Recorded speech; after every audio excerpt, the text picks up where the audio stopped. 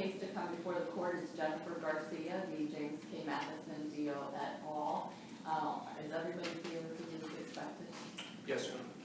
Okay, very well. Each party will have up to 15 minutes to present their arguments. The appellant may reserve up to 5 minutes for rebuttal. If you do plan to reserve time, please let me know, as I will be keeping track of time. The arguments are being recorded. Please keep your voice up and remain behind the podium. Introduce yourselves. You should not use the names of children or minors or victims during your argument, should that be relevant. You can use initials or terms that are general in nature. The judges have read your briefs and we're ready to proceed when you are. And I would just ask the appellant, would you like to reserve time? Yes, please. Okay, If I could reserve 5 minutes. Okay, very well. You may proceed when you are ready. Thank you, and may it please the court. My name is Brianna Perslitsky, and I'm here on behalf of defendant appellants James Matheson and the Mercy Health entities. We are here today because the trial court erred below and abused its discretion in ordering the production of defendant's trade secret and confidential materials for 2 primary reasons. One, because Ohio law and statutory law prohibits the and protects the confidential and trade secret materials of businesses and entities.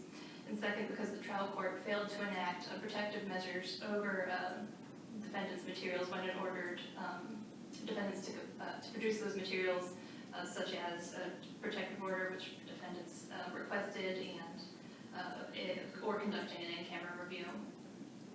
So here we've got a set of discovery that covers a few different topics. So the discovery requested confidential and trade secret information, including the number of employees defendants have, information related to their allocation of resources, specifically, what resources are being spent on certain programs, compensation information for employees, and financial and other balance sheet information related. Counsel, Yes. just a question to start out with. You allege that everything they asked for was either trade secret, confidential or trade secret, right? Correct. So even the number of employees is a confidential or trade secret? Well, I'd like to look at it in the aggregate. So there's actually one case that was cited, the Squire case, where the court, in looking at discovery requests related to financial information from a defendant, made the case that this is only looking at one part of the defendant's business. So, this request by itself isn't protected. And I'd like to sort of use that to contrast here, where we've got requests that are not just looking at one aspect of defendant's business, but multiple aspects of it. That, in the aggregate, I do feel it breaches the area of trade secret material, because it's not just financial information, it's how those resources are being deployed, what programs they're being spent on, how much is being spent, and maybe by itself, questions about number of employees wouldn't be objectionable. I think here, because there's such a broad swath of discovery being requested about the defendant's confidential information, that in the whole, the order compelling the production of all this information would fall under the trade secrets protection. So you're saying that you didn't need to request a in-camera review because it was all trade secret? Could you clarify, please? Yeah, I mean, there's, the other side is saying you should have, as well as making a motion for protection order, you should have also requested an in-camera review. And so your reply to that is what, basically? Well, I think one, the protective order itself would have been sufficient, but there's a body of documents being requested here. So we've got a mix of interrogatories and requests for production of documents, and so those documents include several categories of information, balance sheets, financial statements. So I think as far as that whole body of documents is concerned, an in-camera review would have been required. And I cited to, I think I do believe I have the state ex rel vesser, which just stands for the proposition that in cases of public entities, this is mandated that the court conduct a review, just because of the heightened level of protection these sorts of documents are given generally. In your motion for protective order, did you allege these were trade secrets? Yes. Did yes, you also allege that in the response to the motion to compel? It was a combined motion, so they were filed contemporaneously.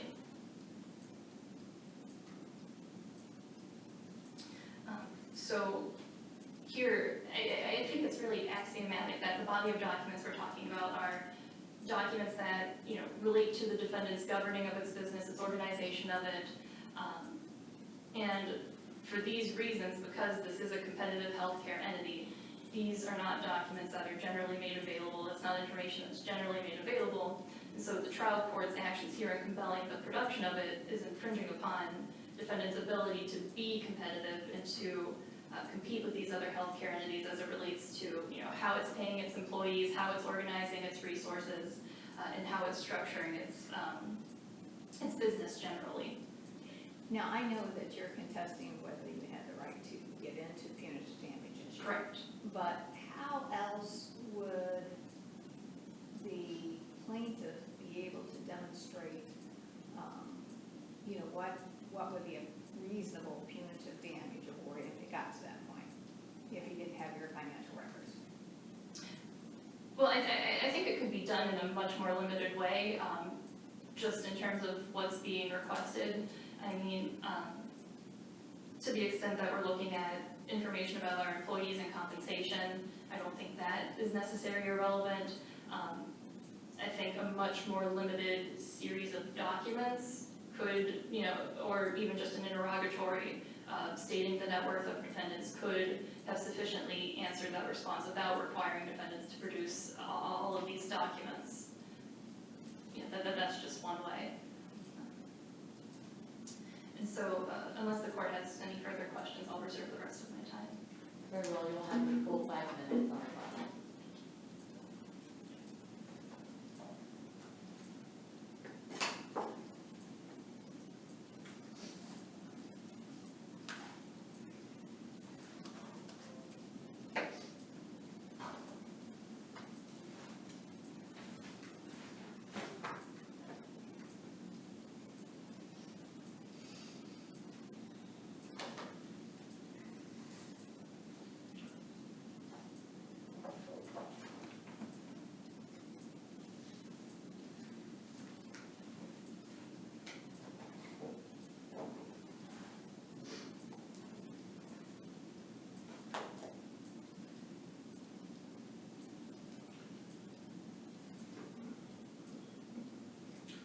Thank you. May it please the court, opposing counsel, I'm Ryan Gambala. I'm here on behalf of plaintiff Jennifer Garcia, plaintiff and appellee in this matter. Here today to hear the trade secret argument that was just put forward. This case is not about the kinds of things that I think of when I think of the trade secret statutes and what they're designed to protect. We're not here to talk about secret formulas for Coca-Cola or recipes for Kentucky Fried Chicken. We're not here to talk about proprietary surgical techniques that the defendants might use or internal processes that the hospitals utilize. Instead, we're here because appellants claim that basic financial information that's maintained by businesses and people everywhere, every day, is somehow a trade secret. The trial court wasn't persuaded. This panel should not be persuaded either. So you're basically saying as a matter of law, it doesn't matter if there had been an in-camera review. As a matter of law, these do not constitute, cannot constitute privileged documents. That's correct. As a matter of law, they don't constitute privileged trade secret documents. Secondly, with respect to in-camera review, none was requested. And we cite a case in our briefs. I can pull the name of that for you. It's Salini versus Cleveland Metro Parks. It's an Ohio Supreme Court case that stands for that very proposition. That where there's not a dispute as to the content of what's going to actually be in the documents, that an in-camera review is not necessary to make a determination as to whether they're subject to the trade secret statute. Now that's setting aside the notion that the appellants in this case never requested in-camera review in the first instance and didn't put those documents before the court so that the court could make decision as to whether in-camera review is appropriate. You know, obviously, there's case law from this district that talks about we can't review something that's not been put into the record. Correct. How do you respond to that? I respond by saying that appellants had an opportunity to try to put that into the record, or at least put their attempt at getting in-camera review through a motion for in-camera review into the record, and that they failed to do so. That's something that came up for the first time on appeal. That was not before the trial court when it decided this discovery motion. In this case, there's actually a number of things that I think the parties can agree on, or at least aren't in legitimate dispute, and I think they're important, and I think they're actually determinative of the matters here. And the first one relates to the standard of review. Both sides agree that the standard of review applied to this issue is abuse of discretion. This is among the most difficult appellate burdens to satisfy. It means more than an error in judgment. You're looking for unconscionable, arbitrary, and unreasonable acts.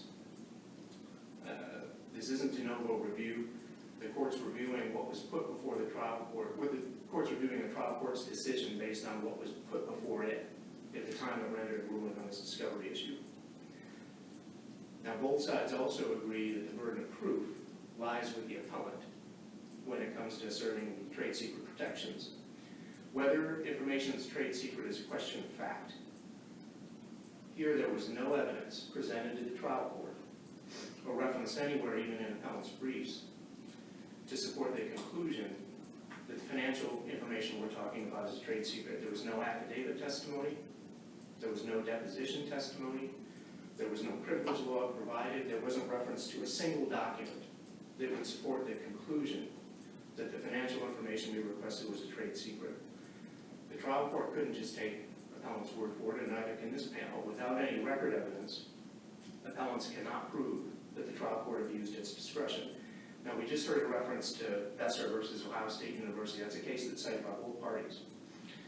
There, the Ohio Supreme Court held that a conclusory affidavit put forward by a party alleging trade secret protections was insufficient to support the evidentiary burden that party faced in establishing trade secret protections. Over the years since Besser was decided, it's been affirmed and followed by courts of appeal. We cited some in our papers. But here, there isn't even a conclusory affidavit from somebody at Mercy. There's nothing, no evidence. Where there is no evidence, the appellant can't show that the trial court abused its discretion in deciding the discovery of punitive damages, information, and financial condition was appropriate.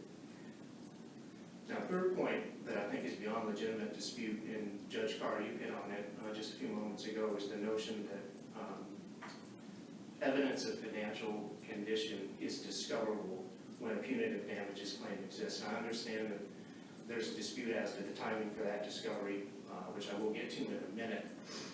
But as a general proposition, there's not a dispute that discovery of financial information or financial condition of the defendants is appropriate where there's a punitive damages claim. In fact, there's another Ohio Supreme Court case that we cite in our papers, Wagner versus McDaniels, where the court addressed this very issue, and it first set out that the purpose of punitive damages is, number one, to punish the wrongdoer, number two, to deter others from similar conduct.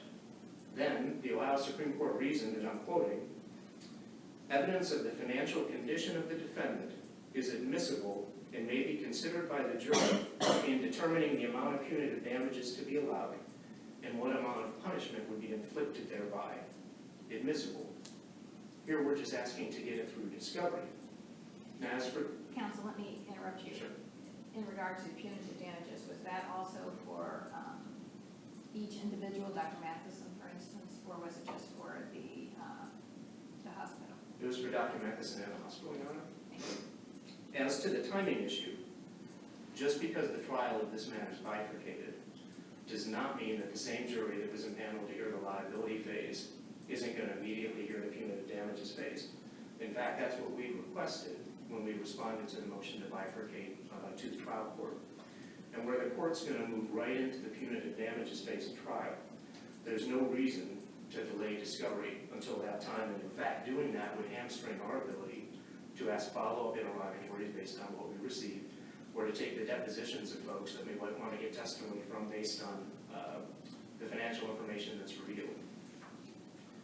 In this case, if you look at the trial court's record, as soon as it decided the motion for summary judgment. As soon as appellant's motion for summary judgment was denied, and the case confirmed the trial was going to go forward, that's when the trial court also ordered that punitive damage discovery could begin.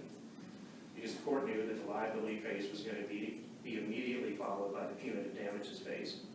And with that in mind, appellants can't establish an abuse of discretion and therefore ordering punitive damages discovery to begin.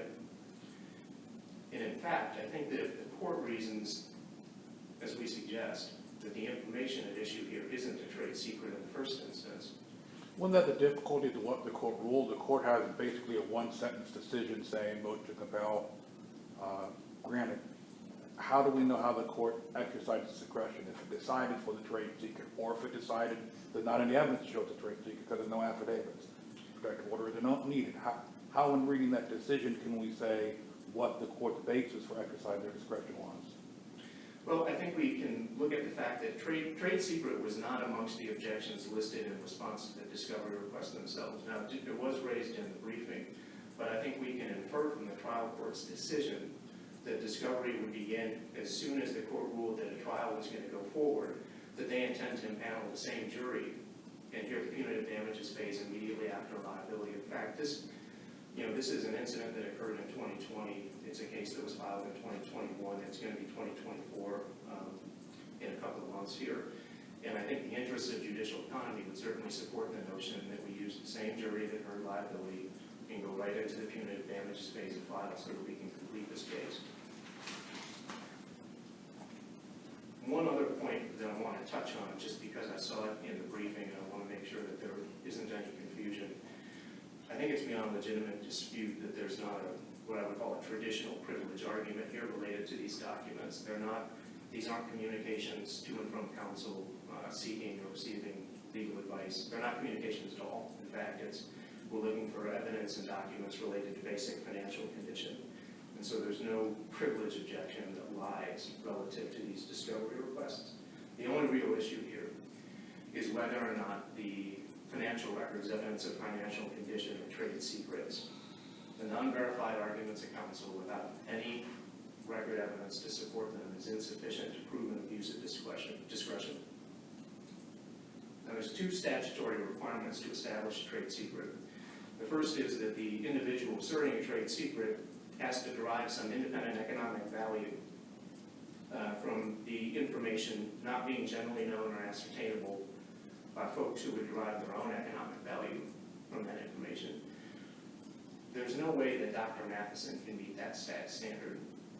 Us knowing what he made in the year that Jennifer Garcia was injured, us knowing how much he made that day performing procedures, is nothing that he's going to derive any independent economic value from. Now, the same holds true for the Mercy Health defendants. Due to their not-for-profit status, they publicly file financial summaries and other financial information every single year. And we referenced in our brief, if you go to the ProPublica website, you'll see that it's replicated some of the financial filings by the Mercy defendants for years 20 and 21, for example. So how can Mercy come in and argue now that that same information that they file publicly so that they can maintain their not-for-profit status is somehow a trade secret that's not subject to disclosure? Now, of course, the information from the ProPublica website isn't subject to verification the way a response to an interrogatory is, and so we need to do discovery on that. But it is evidence that the information at issue is not a trade secret. Second element to prove a trade secret is that there's information or proof that the information at issue was subject to reasonable efforts to protect its secrecy. For the same reason I just mentioned, that's an element that the Mercy parties can't satisfy. But more importantly, they didn't put forward any evidence at the trial court level to suggest that they'd taken any steps to maintain secrecy. Not an affidavit from a single employee, not even a conclusory one. Without any evidence to satisfy that element, it's impossible to prove that the trial court abused its discretion. With respect to, I want to follow up on just a couple of points I heard earlier this morning. We talked a little bit about the in-camera review piece. With respect to the request for a protective order, I think we've got a little bit of a shifting narrative here. The protective order that was requested at the trial court was in response to our motion to compel, and it was a blanket protective order to prevent us from doing any of this discovery. I think what I'm hearing on appeal now is that there's an interest in having a protective order that would allow the discovery but prevent the dissemination of the financial information outside the scope of this case. That is not something that was put before the trial court. That is not something that was sent to my office so that we could review it and see if that's something that could get resolved. That was not something that was put forward in the written responses to these interrogatories. That's something that's coming forward for the first time on appeal.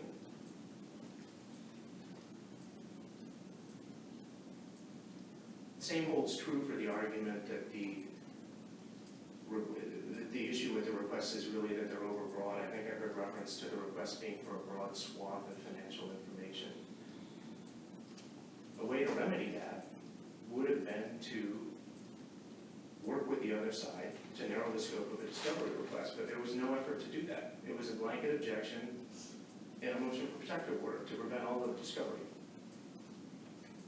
With respect to the Besser case, referenced by my colleague and also by me, it's important to know, and it was referenced this morning, that the proposition of law they're looking for, that an in-camera review is mandatory, applies only to public entities. It doesn't apply to Mercy Health, and it certainly doesn't apply to Dr. Matheson.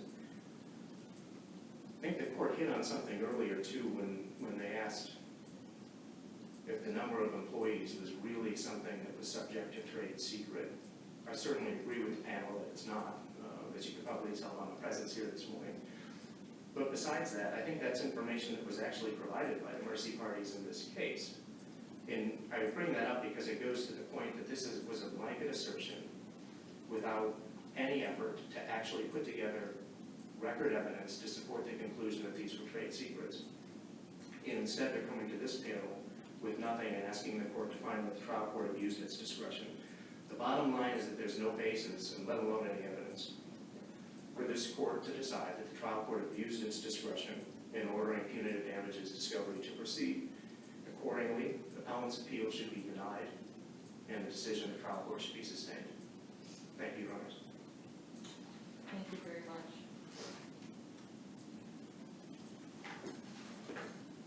You will have the full 5 minutes for rebuttal.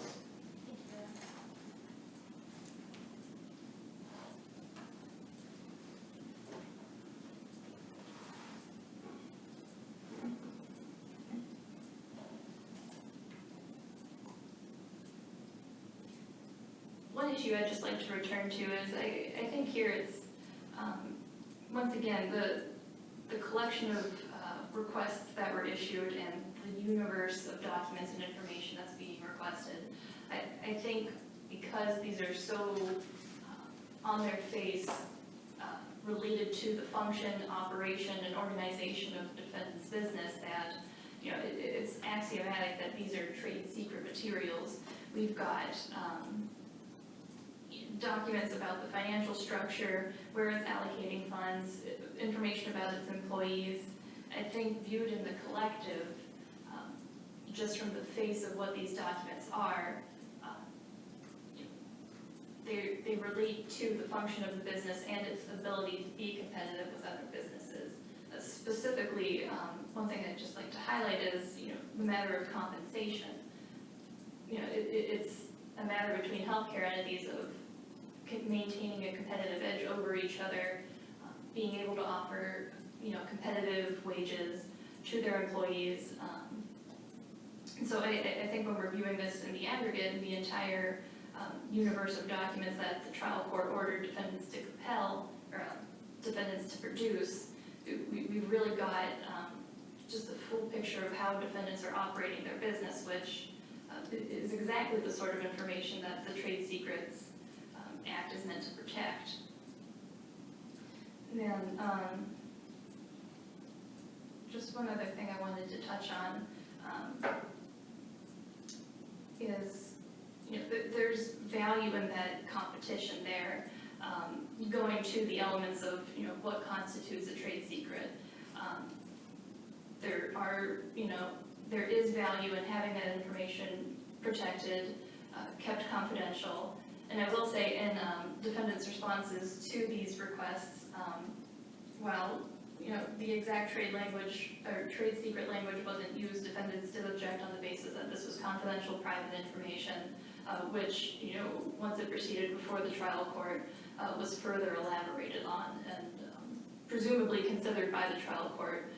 But as Judge Stevenson indicated, because the trial court really did not elaborate in its opinion, we really can't say for certain what it considered or why and how it ultimately came to the decision that it did. Well, what was the basis for your protective order? It's just trade secrets and privileged information? Yes. So you didn't say it should be protected because it's broad or it's irrelevant or anything like that? But we did raise those objections in our discovery response. Right, but in regard to the protection order itself? Right, you're right, that it was trade secret privileged or confidential materials, not privileged. Thank you.